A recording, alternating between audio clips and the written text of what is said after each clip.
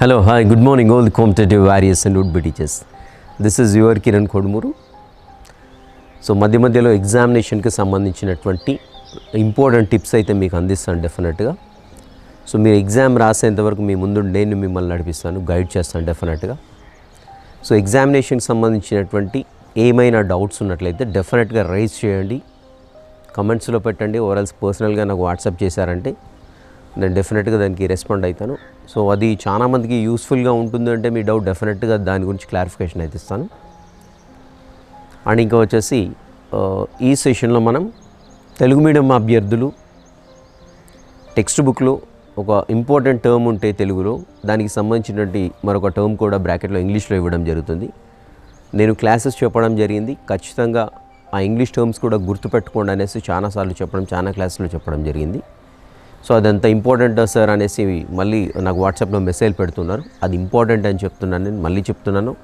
Telugu medium అభ్యర్థులు బ్రాకెట్లో ఇచ్చినటువంటి ఇంగ్లీష్ టర్మ్స్ ఏవైతే ఉన్నాయో ఖచ్చితంగా గుర్తుపెట్టుకోండి.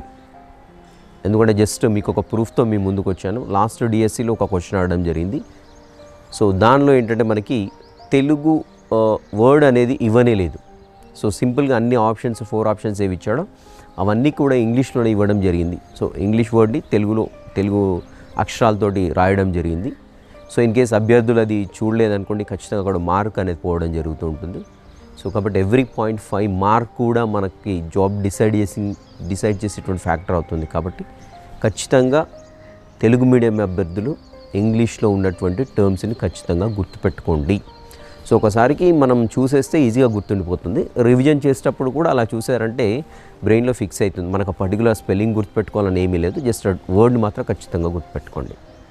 రైట్, అసలు లాస్ట్ డిఎస్సిలో ఏం క్వశ్చన్ అడగాడు ఏంటని ఒకసారి చూద్దాం. ఇప్పుడు మీకు స్క్రీన్ పైన కనపడే క్వశ్చన్ చూడండి. లాస్ట్ డిఎస్సిలో అడగడం జరిగింది. సూక్ష్మజీవులను ఉపయోగించి భూమిని కలుషితం చేసి విషపూరితమైన వ్యర్థాలని తొలగించే ప్రక్రియ.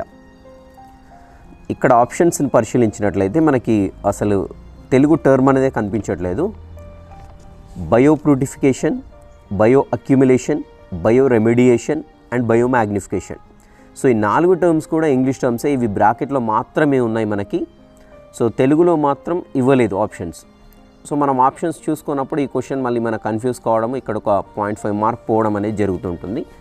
సో కాబట్టి తెలుగు మీడియం అభ్యర్థులు ఈ క్వశ్చన్ చూడండి ఒకసారి. ఇప్పుడు దీని యొక్క ఆన్సర్ని పరిశీలించినట్లయితే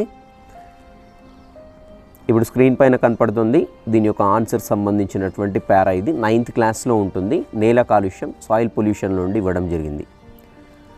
సో చూడండి, ఇక్కడ జీవ సంబంధ పద్ధతుల ద్వారా కారకాలను తొలగించడాన్ని జైవిక సవరీకరణ. దీని ఆన్సర్ వచ్చేసి జైవిక సవరీకరణ. సో ఆప్షన్ అనేది మనకి ఇక్కడ కనిపించదు జైవిక సవరీకరణ అనేది. సో వెరాజ్ అది బ్రాకెట్లో మెన్షన్ చేశాడు కదా బయో రెమెడియేషన్ అనేసి. సో అది మాత్రమే మనకు కనపడుతుంది. That is the third option, right. So మనం ఇక్కడ చదివేటప్పుడు జైవిక సవరీకరణ మాత్రమే చదివి బయో రెమెడియేషన్ అని వదిలిపెట్టేసామనుకోండి, సో మనం ఈ క్వశ్చన్లో తప్పు చేయడానికి అవకాశం ఉంది. సో హెడింగ్ కూడా చూడొచ్చు మీకు ఇక్కడ స్క్రీన్ పైన కనపడేది జైవిక సవరీకరణ బయో రెమెడియేషన్ అని ఉంది.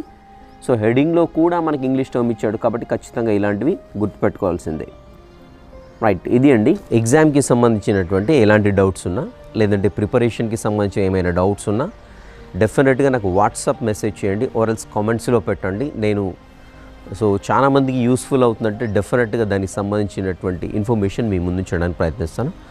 అండ్ ఇంకా వచ్చేసి మనకి గవర్నమెంట్ నుండి, సో అది ఆంధ్రప్రదేశ్ కావచ్చు, తెలంగాణ కావచ్చు, ఎలాంటి ఇన్ఫర్మేషన్ ఉన్నా మన ఛానల్ నుండి మీకు అథెంటిక్గా ఖచ్చితంగా ముందుంచుతాను. సో అందరికంటే నేనే ముందుంచుతాను అని చెప్పట్లేదు, అందరికంటే ఖచ్చితమైన ఇన్ఫర్మేషన్ అయితే నేను ఇవ్వగలుగుతానని చెప్తున్నాను. సో ఎలాంటి ఎగ్జామ్కి సంబంధించిన ఎలాంటి ఇన్ఫర్మేషన్ ఉన్నా గవర్నమెంట్ సైడ్ నుండి సో విత్ అథెంటిక్ ప్రూఫ్ తోటి, సో అది ప్రొసీడింగ్ కావచ్చు, ఒక సర్క్యులర్ కావచ్చు, ఒక ఆర్డర్ కావచ్చు, నేను ప్రూఫ్ తోటి ఖచ్చితంగా ఇన్ఫర్మేషన్ని మీ ముందు ఉంచుతాను. అభ్యర్థులు పేపర్లో న్యూస్, పేపర్లో కటింగ్స్ వాళ్ళు చెప్పారు లేకుంటే టీవీ ఛానల్లో ఇస్తున్నారని అవేవి చూసి వరీ కాకండి. ఎందుకంటే గవర్నమెంట్ నుండి ఏం ఇన్ఫర్మేషన్ ఉన్నా డెఫినెట్గా ఒక జీవో తీయడమో, ఒక ప్రొసీడింగ్ తీయడమో, ఒక సర్క్యులర్ తీయడమో, ఒక ఆర్డర్ రావడమో జరుగుతూ ఉంటుంది. సో అలాంటివి వచ్చినప్పుడు దాన్ని మనం బిలీవ్ చేయగలం. ఎందుకంటే ఇంప్లిమెంట్ చేసేది ఏదైనా సరే న్యూస్ పేపర్స్ వాళ్ళు కాదు, టీవీ ఛానల్స్ వాళ్ళు కాదు, గవర్నమెంటే చేస్తుంది. కాబట్టి గవర్నమెంట్ తరఫున ఏం ఇన్ఫర్మేషన్ ఉన్నా అఫీషియల్ ఇన్ఫర్మేషన్ మీ ముందైతే నేను ఖచ్చితంగా ఉంచుతానని మాటిస్తున్నాను.